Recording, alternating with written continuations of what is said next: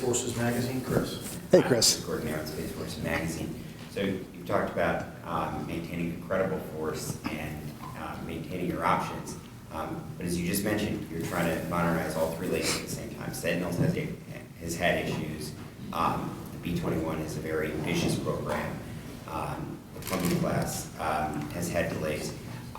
So are you confident that your forces that you have are not going to decrease in any way, that you're not going to have fewer options, that you're actually going to get these new platforms deployable in a given China's rapidly modernizing, and that this is not going to turn into some Pentagon thing where you'd like to have it, but are you actually going to get it?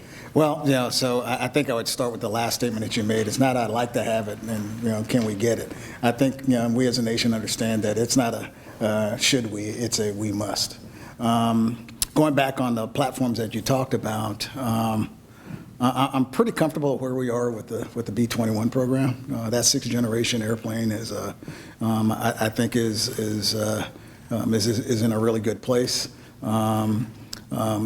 Where we are with Columbia, I'm satisfied. The fact that, once again, I'll make this exact same statement I made before. I'd much rather say that, man, by 2030, we would have had the last Columbia, in the water, as opposed to, a decade later than that. Sentinel, I was a former Global Strike Commander. I'm a missile leader by trade. As I look at where we are with Sentinel, I'm optimistic that we're going to be able to, to do well when it comes to Sentinel as well. The Minuteman III system, to be frank, is still a valid, effective weapon system.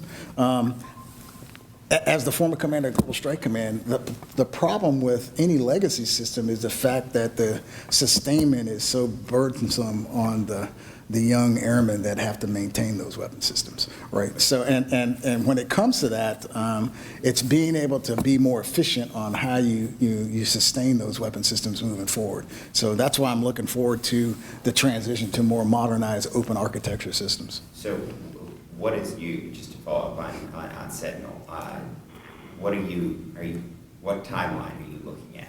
Are we? Well, so now I wear my purple hat instead of my Air Force hat, right? So as the United States Air Force, they haven't briefed me on any timeline delays as of yet. So if they do that, I'll wait to receive that briefing on what that timeline looks like on it, whether or not there is truly a slip on Sentinel. World-Herald, Steve.